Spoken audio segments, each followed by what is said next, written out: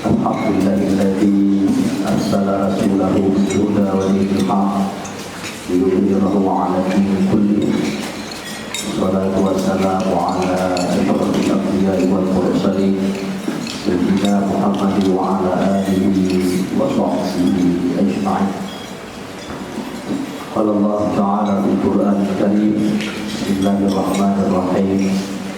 Inna 'iddata syuhuri 'inda Allah 12 syahran fi kitabillah yawma khalaqas samawati wal ardh minha arba'atu hurum.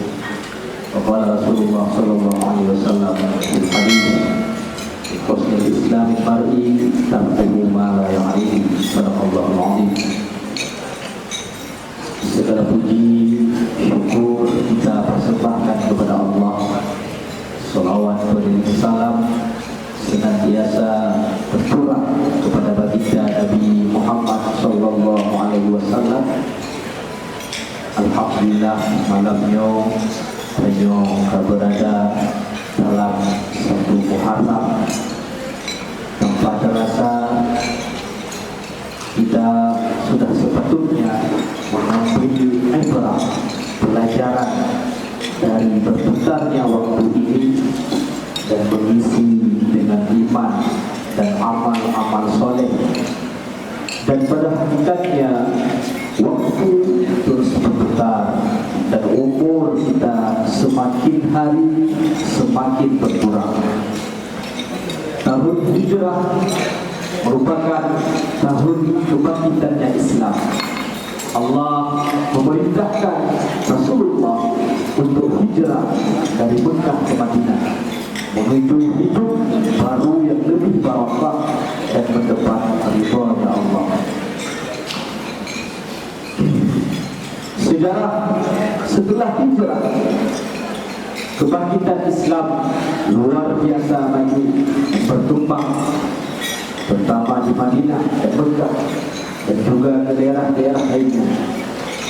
Rasulullah bersabda dalam sebuah hadis yang berbunyi, Al-Muslimu man salimal muslimuna min lisanihi wa yadihi. Seseorang muslim ialah orang yang muslim lainnya selamat dari lisan dan tangannya. Wal muhajiru man hajara ma nahallahu anhu. Dan orang yang berhijrah ialah orang yang meninggalkan apa-apa yang dilarang oleh Allah. Perlu kita ketahui bahwa ada dua bentuk hijrah. Hijrah yang pertama ialah hijrah jasmani ataupun hijrah fisik. Dan yang kedua adalah hijrah rohani ataupun hijrah mental. Hijrah jasmani adalah meninggalkan kebiasaan pekerjaan yang buruk dan menuju kepada yang lebih baik. Sebagai salah satu contoh bahwa mengubah gaya hidup untuk tidak banyak menghabiskan waktu duduk di tempat yang tidak bermanfaat secara sia-sia. Dalam hal demikian, kita harus berhijrah, meninggalkan kebiasaan itu dan mulai memperbanyak duduk di tempat yang baik dan bermanfaat. Dan seperti shalah, masjid, tempat pengajian untuk mengkaji dan mempelajari ilmu agama. Begitu pula hadirkan diri di majelis zikir, majelis salawat, majelis ilmu. Dan dalam hal ini Rasulullah bersabda, bin husnil islami mar'i tarkuhu ma la ya'nihi. Di antara tanda-tanda kebaikan Islam seseorang ialah dia meninggalkan hal-hal yang tidak bermanfaat baginya. Adapun yang kedua ialah hijrah rohani ataupun hijrah mental. Inilah yang paling penting, yaitu meninggalkan sifat-sifat yang jelek, sifat-sifat yang tercela, mazmumah. Ya, seperti berbohong, menipu, iri, dengki, dendam, angkuh, menghina dan meremehkan orang lain. Ini semua harus kita tinggalkan dan berhijrah kepada sifat mahmudah yang diridhai oleh Allah, seperti jujur, amanah, lemah lembut, saling berkasih sayang, dermawan, dan saling hormat. Kalau sifat-sifat terpuji ini semua sebagai akhlak yang mulia bisa kita wujudkan, insya Allah umat Islam akan maju dan hebat. Tetapi kalau tidak, bukan tidak mungkin umat Islam akan mundur dan hancur. Nauzubillah min dzalik. Umat Islam yang baik ialah ketika memiliki akhlak. Apabila akhlak tidak ada lagi, maka umat Islam akan lemah dan hancur.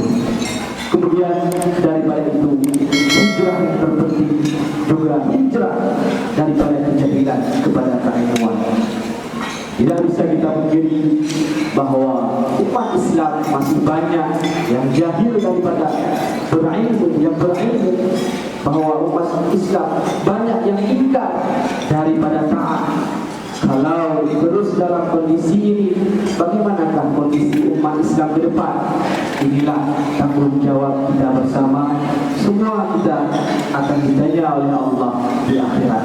Oleh karena itu, tahun baru Hijriah ini, mulai malam ini, malam yang baik 1 Muharram, malam Selasa, kita harus benar-benar memikirkan agama dan umat Islam menuju ke arah yang lebih baik. Bila tidak, kita semua akan merugi. Suatu waktu para sahabat bertanya kepada Rasulullah, "Ya Rasulullah, wahai Rasulullah, siapakah ya Rasulullah, man khairun nas?" Wahai Rasulullah, siapakah sebaik-baik manusia? Qala, Nabi menjawab, qala umruhu wa husnu amaluhu. Sebaik-baik manusia ialah dia orang yang panjang umurnya dan baik amalan-amalannya. Dan di hadis lain Nabi bersabda, wa khairul umur barakatuhu wa taufiq fihi min a'mal salihah. Sebaik-baik umur ialah yang diberkahi oleh Allah, diberi taufik untuk mengerjakan amal-amal saleh. Di tahun baru ini kita sudah diberi umur oleh Allah. Ke depan perlu kita berusaha untuk lebih baik lagi, karena semakin bertambah umur maka semakin dekat dengan kematian.